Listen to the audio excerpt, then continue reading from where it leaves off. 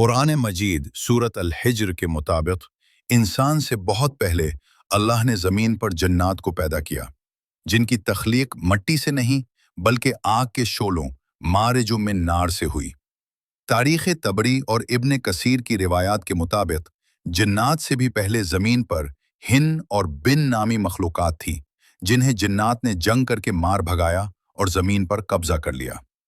جنات نے ہزاروں سال حکومت کی مگر پھر اللہ کی نافرمانی کی۔ تفسیر ابن کثیر کے مطابق انہوں نے زمین پر بدترین فساد مچایا اور ناحق خون بہانا شروع کر دیا۔ جب ظلم حد سے بڑھا تو اللہ نے فرشتوں کا لشکر بھیجا اور اس نے فرشتوں روایات کے مطابق ابلیس عزازیل جنات کو اس مارا وقت عبادت گزار اور زمین کو ان کی فساد سے پاک کیا۔ فرشتوں کے لشکر نے بچے کچے شریر جنات کو زمین کے میدانی علاقوں سے بھگا کر سمندر کے دور دراز جزیروں اور پہاڑوں کے غاروں میں دھکیل دیا۔ یہی وہ پس منظر تھا کہ جب اللہ نے فرشتوں سے فرمایا میں زمین پر اپنا نائب بنانے والا ہوں، تو فرشتوں نے جنات کے پرانے فساد کو یاد کر کے سوال کیا۔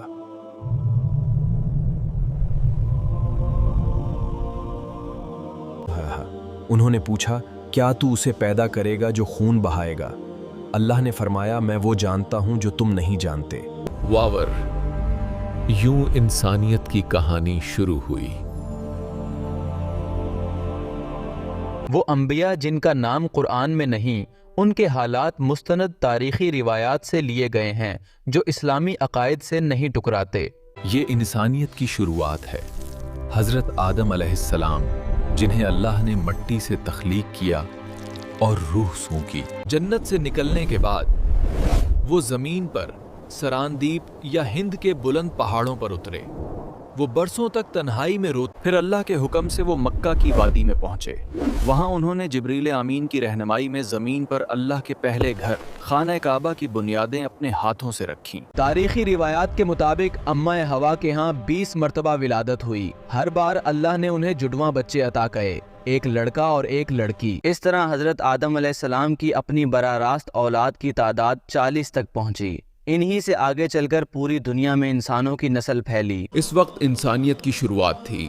اللہ کا قانون یہ تھا کہ ایک حمل کے لڑکے کا نکاح دوسرے حمل کی لڑکی سے ہوتا تھا تاکہ نسل آگے بڑھے۔ انہی 40 بچوں کی نسلوں سے ہزاروں پھر لاکھوں انسان بنے اور دیکھتے ہی دیکھتے انسان پوری زمین پر پھیل گئے۔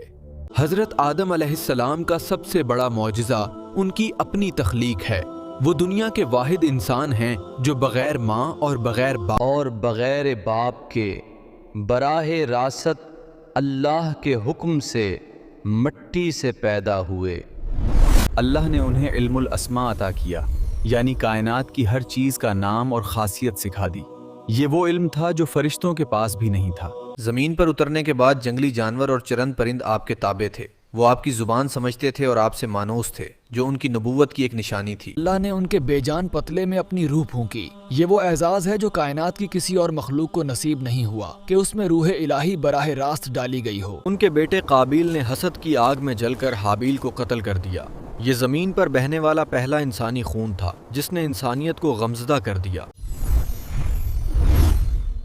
تقریباً 1000 سال تک توحید کا پیغام دینے کے بعد ان کا انتقال ہوا۔ روایات کے مطابق وہ مکہ مکرمہ میں یا پھر عراق کے شہر نجف میں آسودہ خاک ہیں۔ ان کے بعد نبوت کا تاج ان کے بیٹے شیس علیہ السلام کے سر پر رکھا گیا۔ دیکھیے جب انسانیت نے پہلی بار گناہ اور بے حیائی کا ارتکاب کیا،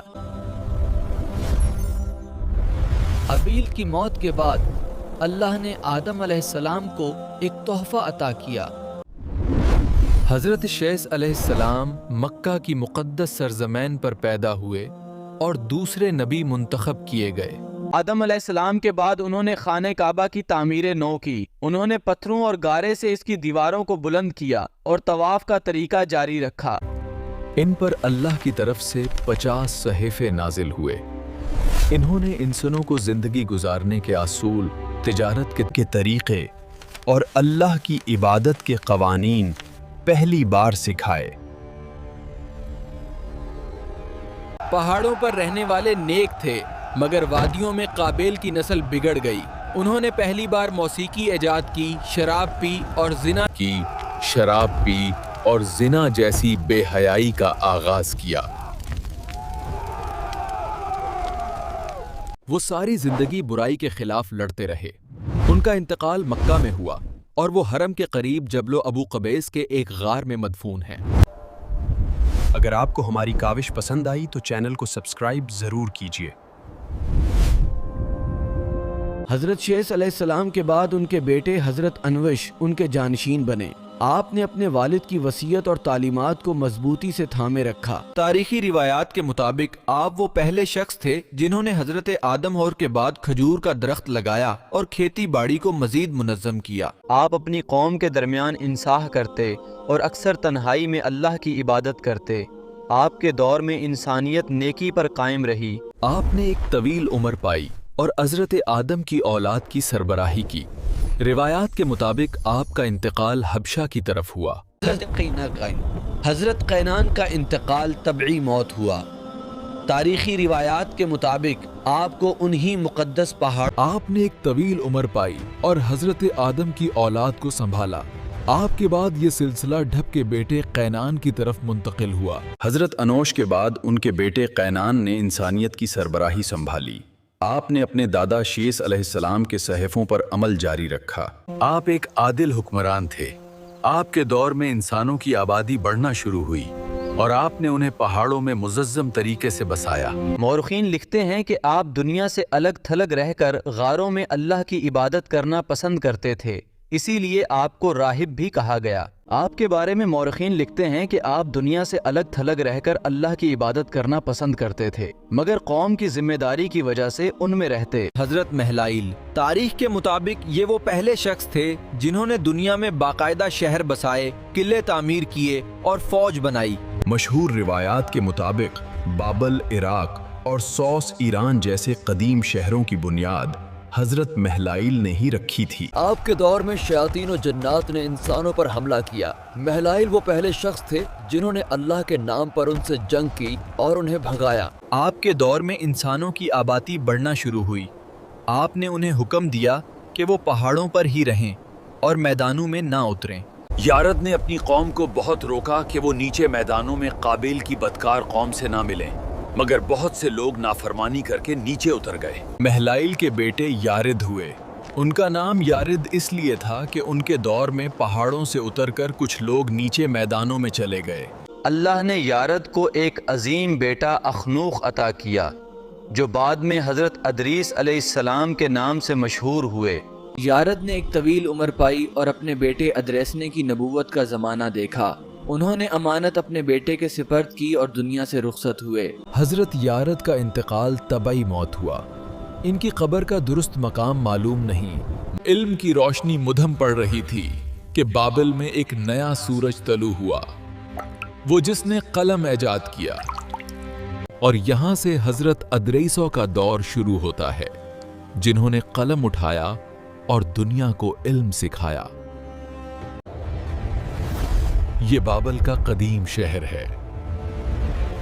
حضرت ادریس علیہ السلام یہاں پیدا ہوئے۔ وہ انتہائی حکمت والے انسان تھے اور وہ پہلے شخص تھے جنہوں نے دنیا میں قلم کا استعمال کیا۔ ان سے پہلے لوگ جانوروں کی کھالیں پہنتے تھے۔ آپ نے انسانوں کو کپڑے سینے کا ہنر سکھایا، لکھنے کا طریقہ بتایا اور شہروں کو آباد کرنے کا نظام وضع کیا۔ آتا ہے آپ نے لوگوں کو ستاروں کی چال اور ریاضی کا علم سکھایا، لیکن جب آپ کی قوم نے بت پرستی اور ظلم شروع کیا تو آپ نے انہیں سخت عذاب سے ڈرایا۔ قوم کی نافرمانی دیکھ کر آپ نے بابل چھوڑنے کا فیصلہ کیا۔ آپ اپنے ماننے والوں کے ساتھ دریائے نیل کے کنارے مصر کی طرف ہجرت کر گئے اور وہیں آباد ہوئے اور وہیں سری زندگی عبادت میں گزاری۔ ہیں ان کا درجہ اللہ کے نزدیک اتنا بلند تھا کہ انہیں موت کا ذائقہ چکھائے بغیر زندہ آسمانوں پر اٹھا لیا گیا۔ ہماری معلومات کا سب سے پہلا اور بنیادی ذریعہ اللہ کی کتاب قرآن مجید ہے۔ جس میں انبیاء کے واقعات سچائی کے ساتھ بیان کیے گئے ہیں۔ تاریخی ترتیب کے لیے ہم نے امام ابن کثیر رحمہ کی مشہور کتاب قصص الانبیاء اور امام طبری رحمہ کی تاریخ طبری سے استفادہ کیا ہے۔ وہ انبیاء جن کا نام قرآن میں نہیں، ان کے حالات مستند تاریخی روایات سے لیے گئے ہیں جو اسلامی عقائد سے نہیں ٹکراتے۔ ہم نے تحقیق کی پوری کوشش کی ہے، لیکن کامل علم صرف اللہ کے پاس ہے۔ اللہ ہماری غلطیوں کو معاف فرمائے، واللہ عالم۔ ہمارا مقصد دین کی فلاح اور اللہ کی رضا ہے۔ کوئی غلطی ہو گئی ہو تو اصلاح کیجیے گا، اللہ آپ سے راضی ہو۔ ہمارا مقصد دین کی فلاح اور اپنے رب کی رضا حاصل کرنا ہے، اور یہ کام ایک صدقہ جاریہ ہے۔ اللہ کے نیک بندوں کا ذکر کرنا اور اللہ کے نیک بندوں کے بارے میں معلومات لینا۔ انشاءاللہ یہ سلسلہ حضرت آدم سے لے کے آپ صلی اللہ علیہ وسلم تک جائے گا۔ ہمارے اس سلسلے میں ہمارے ساتھ بنے رہیے، انشاءاللہ آپ کو بہت سی مفید معلومات سے آگاہ کیا جائے گا۔ اللہ آپ کا حامی و ناصر ہو۔ اگر کہیں ہم سے غلطی ہوئی، کہیں کوتاہی ہوئی تو معاف کیجیے گا اور ہماری اصلاح کیجیے گا اپنی نیک رائے سے۔